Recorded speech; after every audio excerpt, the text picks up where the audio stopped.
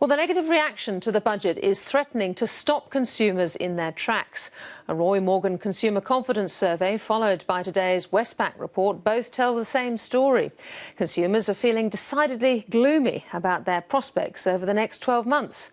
That'll be a major disappointment for a government looking to households to help drive the economy. Here's finance correspondent Philip Lasker. Bust the budget! Bust the budget! There's no escape for the government. It's facing anger at every turn.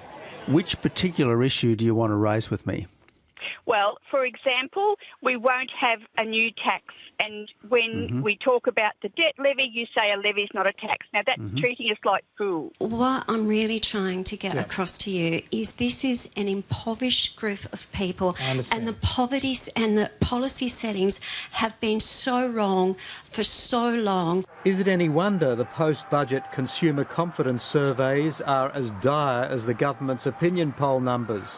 Typically, this doesn't always work, but typically if consumer confidence is below 100 and you actually go to the polls, the government will be ousted. And today's Westpac Melbourne Institute Consumer Confidence Survey is below 100 at a 2.5-year low. Reaction to the first hockey budget has thrown up some disturbing results from consumers. The outlook for their own personal finances over the next 12 months fall by 23% to the lowest level that we've seen since we've been taking the index in 1973. The cause of the damage isn't restricted to the budget itself. The lead-up process involving the Commission of Audit has intensified the deterioration. We've actually seen consumer confidence drop over the last 4 weeks, consistently each week. And while small business was one of the few groups to emerge from the budget largely unscathed, there are concerns declining confidence will end up doing the damage. Overall, these are relatively gloomy figures, and how people feel about the economy and how they feel about their own personal circumstances, we know is even more important than reality.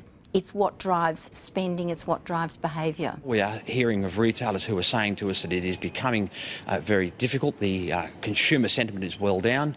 In actual fact, I've had one hardware business in the northern area of Sydney on the North Shore tell me quite clearly that he's 15% down.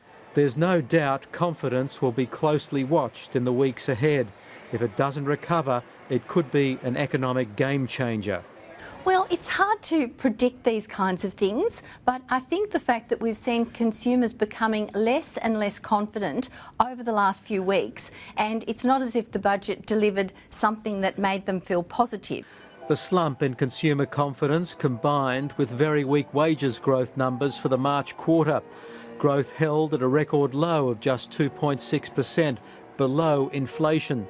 Weak consumer confidence and sluggish wages growth won't help the economy, but Westpac expects an improvement because people are wealthier. You'll need to see people perceiving the flexibility to spend at to save at a slightly lower rate. Now, we are starting to see some evidence of that, and I think the lift in wealth will certainly help that as well.